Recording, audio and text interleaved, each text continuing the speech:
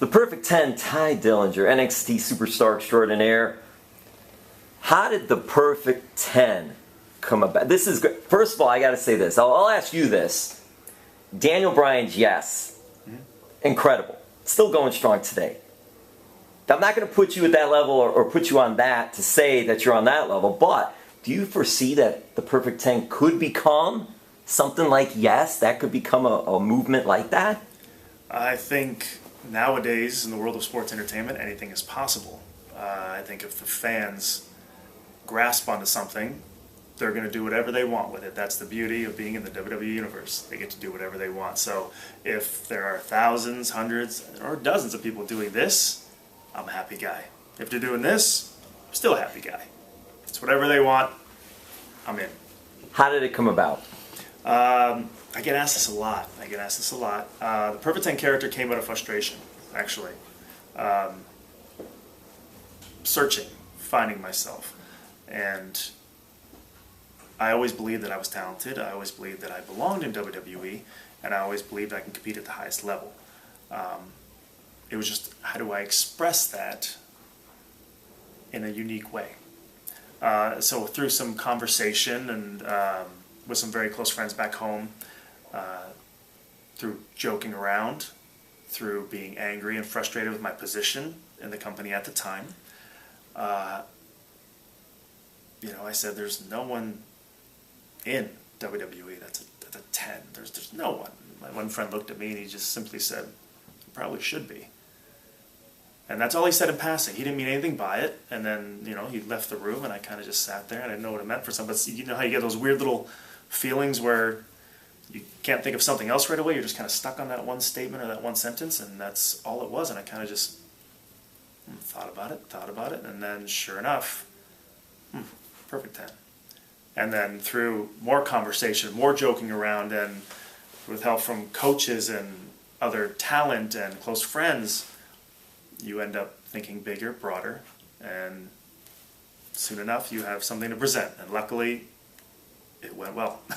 You're at an NXT event, even a takeover, and all of a sudden you come out, and I believe this was in Orlando, but you'll correct me if not, and the whole crowd, I think it was NXT TakeOver Orlando, the whole crowd start doing the 10. Oh, the very first time.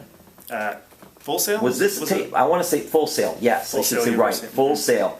But I want to say it was a takeover event that you were in at Full Sail. Am I accurate or not accurate on that? It debuted at a Full Sail television taping. It debuted there, but were you involved in a takeover at Full Sail? Yes. This past June, I believe we were in. Yes. So it was this past June.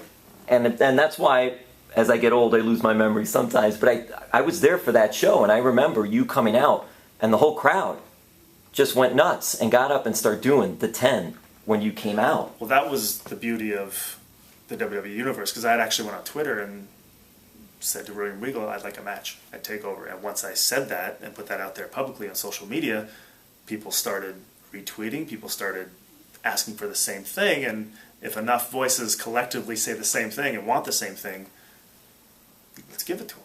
How did it make you feel? Unreal. I got I got a jacket on, but I got goosebumps now, and every time it happens, it's the same feeling, and I'm still humbled and I'm blown away, and the second it's over, I can't wait to get back out there and hopefully experience that again. And so, to everybody watching, if you were a part of that, thank you. I haven't forgotten.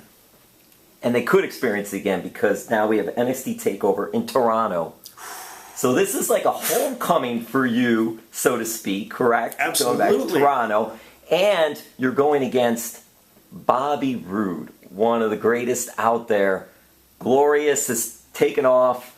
When you're looking at it, what does this match mean to you? What does this whole event mean to you? How are you looking at this whole I've thing? Sat back and looked at this in pieces, kind of like we were going back, talking about earlier conversation about traveling the roads. And a lot of those roads I traveled, a lot of them passed by the Air Canada Centre on a weekly basis.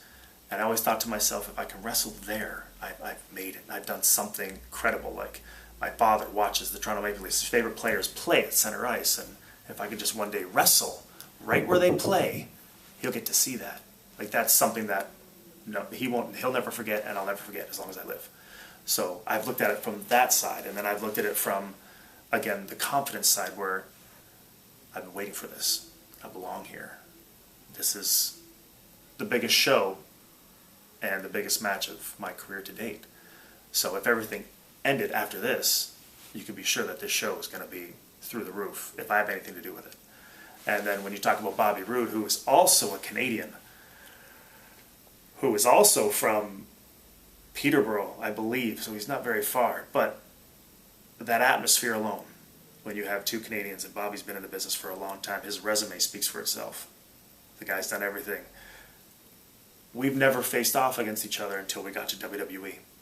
So he spent 20 years on the road. I've come up with nearly 15 years on the road. You throw those two guys in the ring at the same time, the Air Canada Centre, November 19th, in front of 10,000 Canadians. Whew. Just wait. So I'll end it with this. How many ticket requests will you be getting from family and friends that'll want to be attending that show? I've gotten a bunch. I've gotten a bunch already, but... will we have our own little Perfect 10 section? We'll have the Perfect 10 section with the crowd, obviously. Will you have your own VIP Perfect 10 section at that event? They will be watching. They will be there, and I believe we're going to have a huge Glorious section. I believe we're going to have a huge Perfect 10 section. My family will be there. I have no doubt his family will be there. Ultimately, the atmosphere is going to be one for the ages, for me personally. But the fact that my entire family, brothers, sisters, mother, grandmother, father, everybody's going to be there watching, that's all that matters. The Perfect 10, Tye Dillinger. That was perfect. Perfect 10. Thank you for the interview. Thank you. No, my pleasure. I really appreciate it. Thank you.